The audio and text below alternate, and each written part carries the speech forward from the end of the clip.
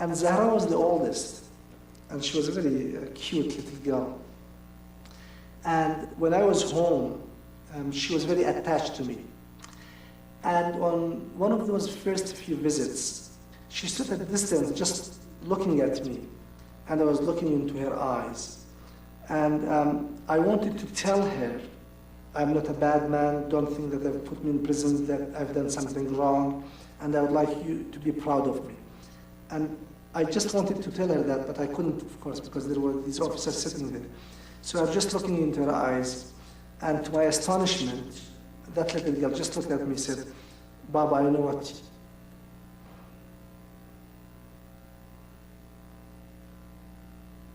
Yes, she just said, I know what you want, and don't worry.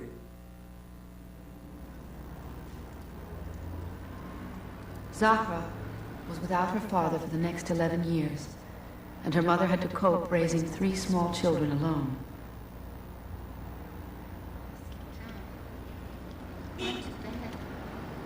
Bernice was virtually a prisoner herself, living under the surveillance of Saddam's secret police. She lived on the support of her in-laws.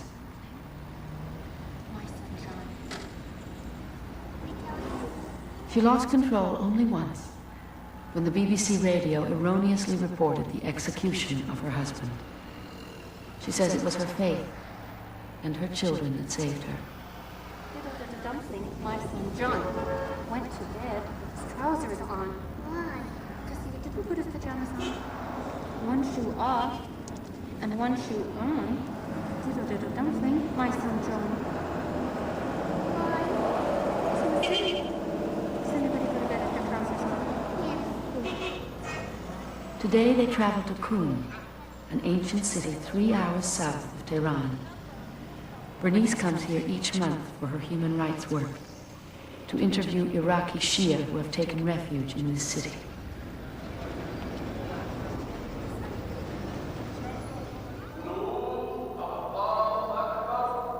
Qum is one of the Shia's holiest cities, attracting many who have fled persecution. After the Iranian Revolution, Saddam, fearing the spread of Shia fundamentalism across his borders, began full-scale persecution of the Shia of Iraq. During the Iran-Iraq War, thousands were killed by their own government.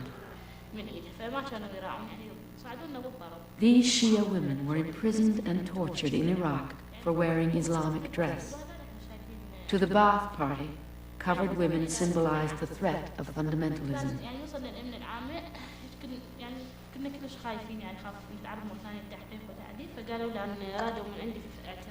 Isra Tabit was arrested when she was only a schoolgirl. They started to torture me. They pulled my hands behind my back and hung me from my wrists. They beat me with a hose, and I was electrocuted.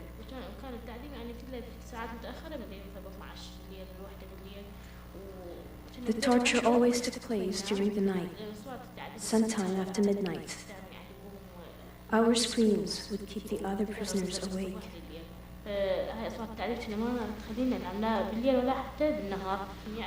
I don't think you can ever learn to handle it. I really don't. Every interview, everybody you talk with, when you think, God, I've heard everything now. God, I've heard everything now. And you meet somebody else and you sit down with your paper and you start your interview. And you hear something you hadn't heard before.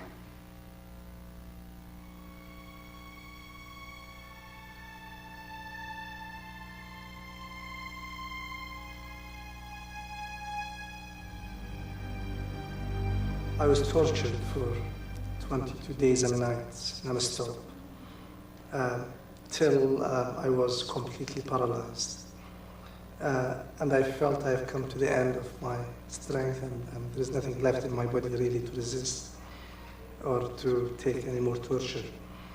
I was thrown on the floor, and I didn't feel anything. And they brought another man to be tortured. And he asked me, how are you? And I told him, I don't think I can take it anymore. That young man smiled at me and he said, let me remind you a saying of one of our imams. a man's body never gives out. It's always his will that gives out first. And if you still have your will, don't worry about your body. Your body can always handle it. And I really felt I was a transformed man. I felt that no, nothing on earth can now really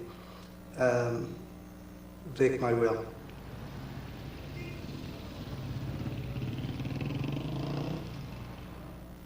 When he wasn't with us, my mother was always telling us very, very good stories about my father.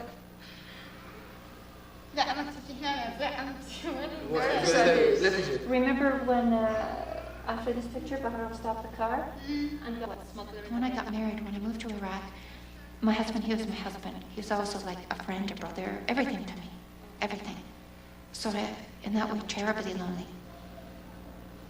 She never spoke as if it was difficult, or she thought it wasn't the right thing, or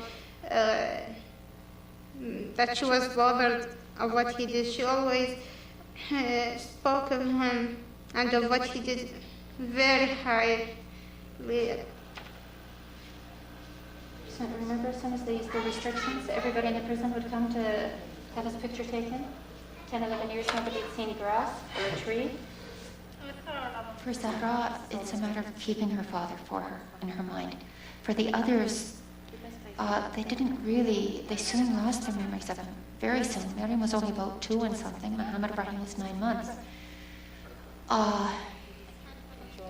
We had photos. I'd always tell them stories about, remember when we did this, or when you were little, Baba would do this, or this is how he would carry you, this is how he'd pick you up.